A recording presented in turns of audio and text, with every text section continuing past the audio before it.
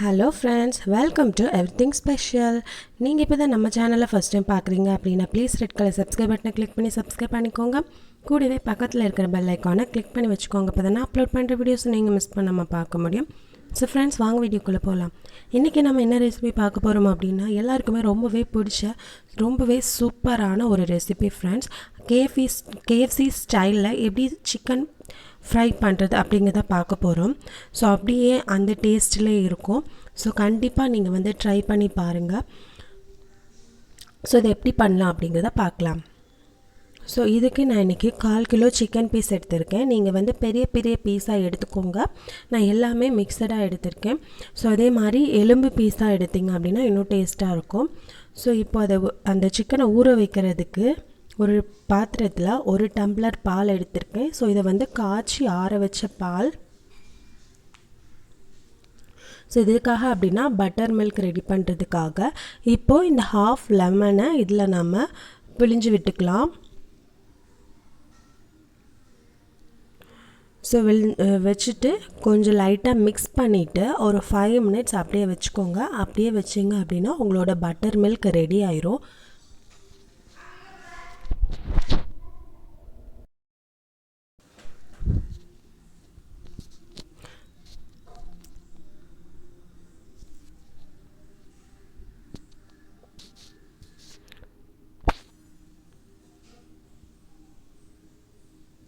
ஒரு 5 மினிட்ஸ் மட்டும் அப்படியே வச்சுக்கோங்க. அப்போ நம்மளோட பட்டர் மில்க் ரெடி ஆயிரும்.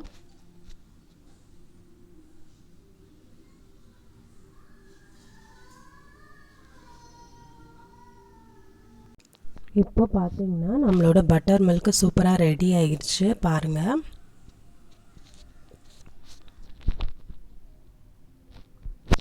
ஸோ இப்போ இதில் மற்ற இன்க்ரீடியன்ட்ஸ் எல்லாத்தையும் சேர்த்துக்கலாம். ஸோ அது ஒரு வாட்டி நல்லா கலந்ததுக்கப்புறமா இதில் 2 முட்டை நான் உடச்சி ஊற்றிருக்கேன். நான் இன்றைக்கி நாட்டுக்கோழி முட்டை எடுத்திருக்கேன். நீங்கள் வந்து நார்மலாக கிடைக்கிற முட்டை எடுத்தால் கூட நல்லாயிருக்கும். இது வந்து நாட்டுக்கோழி முட்டை நான் இன்றைக்கி எடுத்துருக்கிறது.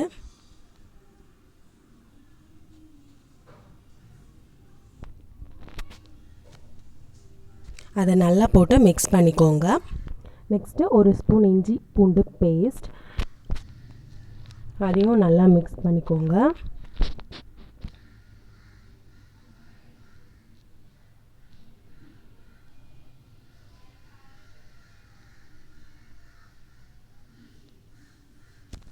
நெக்ஸ்ட்டு ஒரு 2 டீஸ்பூன் அளவுக்கு நான் பெப்பர் தூள் போட்டிருக்கேன்.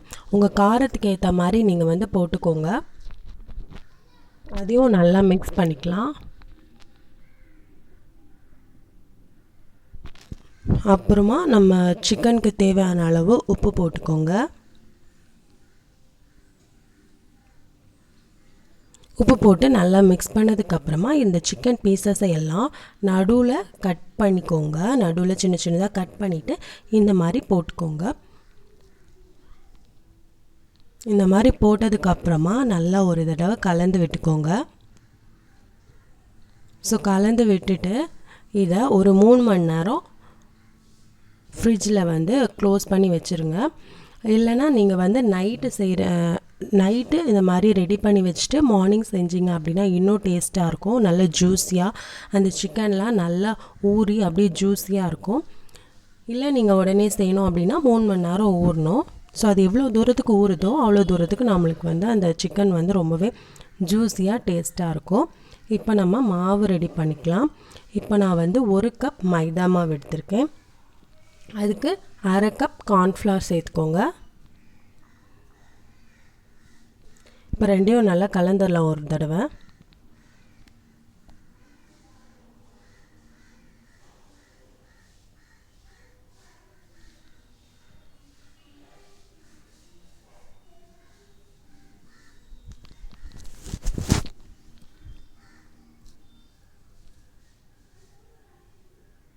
நெக்ஸ்ட் ஒரு 1/2 டீஸ்பூன் அளவுக்கு மஞ்சள் தூள்,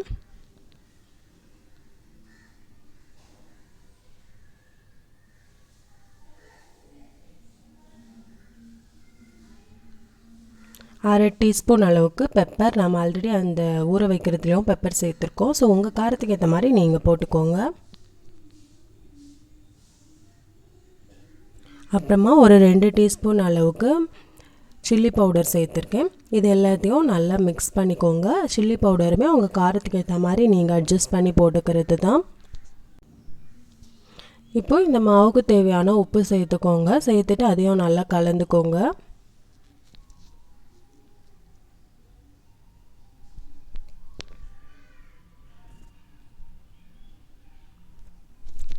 ஸோ இப்போ இந்த மிக்சர் ரெடி ஆகிடுச்சு. இதை நல்லா ஒரு தடவை கலந்து விட்டதுக்கப்புறமா நம்ம ஊற வச்சுருந்ததை எடுத்துக்கலாம். ஸோ இப்போ பார்த்திங்கன்னா 3 மணி நேரத்துக்கு அப்புறம் இப்படி தான் இருக்குது. நல்லா ஊறி இருக்குது பாருங்கள். ஸோ இப்போ இதை ஒரு தடவை சும்மா கலந்து விட்டுக்கோங்க.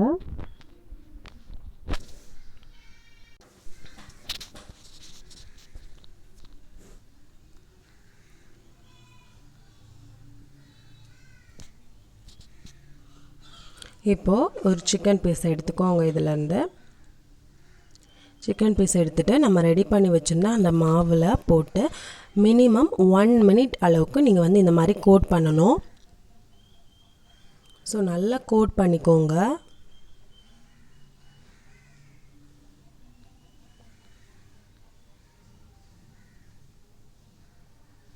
இவ்வளோ தூரத்துக்கு நீங்கள் கோட் பண்ணுறீங்களோ அவ்வளோ தூரத்துக்கு உங்களுக்கு வந்து சிக்கன் ரொம்ப சூப்பராக ரெடி ஆகும்.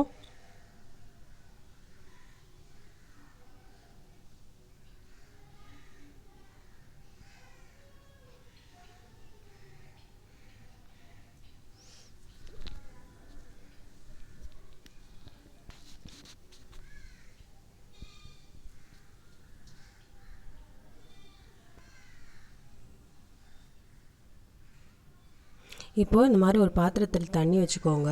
ஸோ அதில் வந்து இந்த மாதிரி அந்த நம்ம கோட் பண்ண சிக்கனை ஒரு தடவை போட்டுட்டு ஒரு 3 செகண்ட், அதாவது 1 2 3ன்னு சொன்னோன்னே எடுத்துகிட்டு மறுபடியும் நீங்கள் இதை மாதிரி கோட் பண்ணணும். ஸோ அப்படி கோட் பண்ணிங்க அப்படின்னா அந்த மாவு இன்னும் அதில் நல்லாவே கோட் ஆகும். அதுக்காக தான் இந்த ஸ்டெப்பு. சப்போஸ் உங்களுக்கு இந்த ஸ்டெப் வேணாம் அப்படின்னா நீங்கள் வந்து இந்த ஸ்டெப் வந்து ஸ்கிப் பண்ணிக்கோங்க. ஸோ இந்த ஸ்டெப் பண்ணிங்க அப்படின்னா இன்னும் நல்லா கோட் ஆகும். அதுக்காக தான். தண்ணியில் போடுறதுனால முதல்ல வந்து நம்ம கோட் பண்ணது எல்லாமே ரிமூவ் ஆகிரும் அப்படின்னு நீங்கள் நினைக்க வேண்டாம். அதெல்லாம் எதுவுமே ஆகாது. ஜஸ்ட் ஒரு 3 செகண்ட்ஸ் அப்படி போட்டு உடனே 1 2 3 அப்படின்னு எடுத்துடணும். எடுத்துகிட்டு மறுபடியும் கோட் பண்ணிக்கோங்க. ஸோ இது இந்த மாதிரி நீங்கள் வந்து 3 டைம்ஸ் பண்ணலாம். 3 டைம்ஸ் பண்ணிங்க அப்படின்னா நல்லாவே கோட் ஆயிரும். நான் இன்றைக்கி ஒரே ஒரு தடவை தான் செஞ்சுருக்கேன்.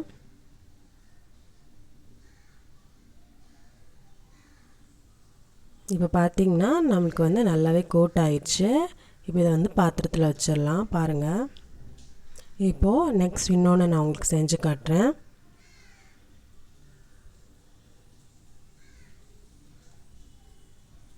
இதே மாதிரி ஒன்று எடுத்து நல்லா அந்த மாவில் கோட் பண்ணிக்கோங்க. மினிமம் 1 மினிட் அளவுக்கு நீங்கள் வந்து கோட் பண்ணிங்கன்னா நல்லாவே கோட் ஆயிரும்.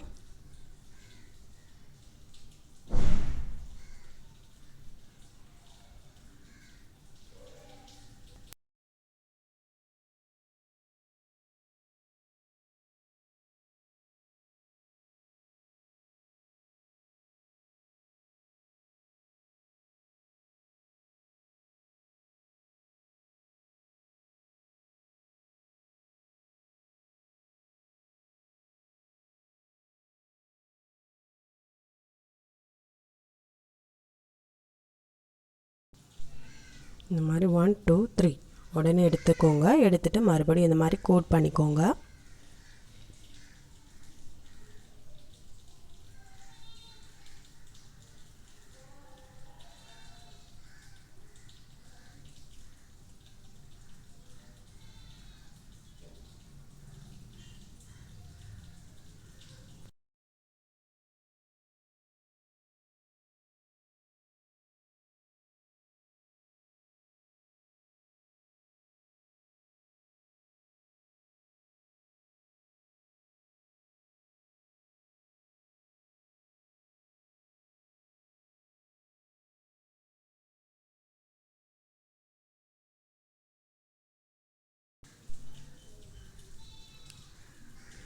ஸோ இப்போ கோட் பண்ணி முடிச்சிட்டேன். இப்போ நம்ம இதை வந்து ஃப்ரை பண்ணிக்கலாம். அதுக்கு ஒரு கடாயில் எண்ணெய் ஊற்றிக்கோங்க. ஸோ எண்ணெய் ஊற்றிட்டு இதை ஒன்று ஒன்றா எடுத்து அதில் போட்டு பொரிச்சிக்கலாம்.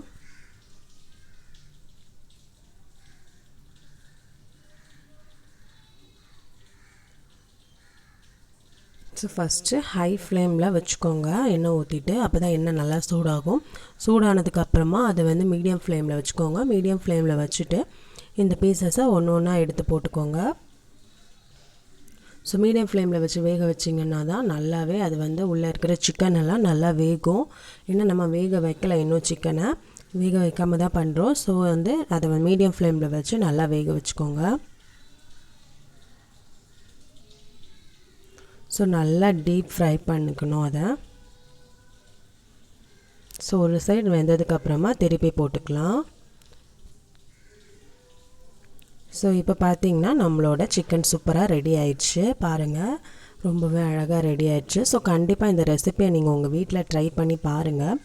பார்த்துட்டு உங்கள் ஃபீட்பேக்ஸை எனக்கு கமெண்ட் செக்ஷனில் சொல்லுங்கள். இந்த வீடியோ பிடிச்சிருந்தா மறக்காமல் நம்ம சேனலை சப்ஸ்கிரைப் பண்ணுங்கள், லைக் பண்ணுங்கள், உங்கள் ஃப்ரெண்ட்ஸ் அண்ட் ஃபேமிலி மெம்பர்ஸ்க்கு ஷேர் பண்ணுங்கள். தேங்க்ஸ் ஃபார் வாட்சிங். Take care. Bye bye.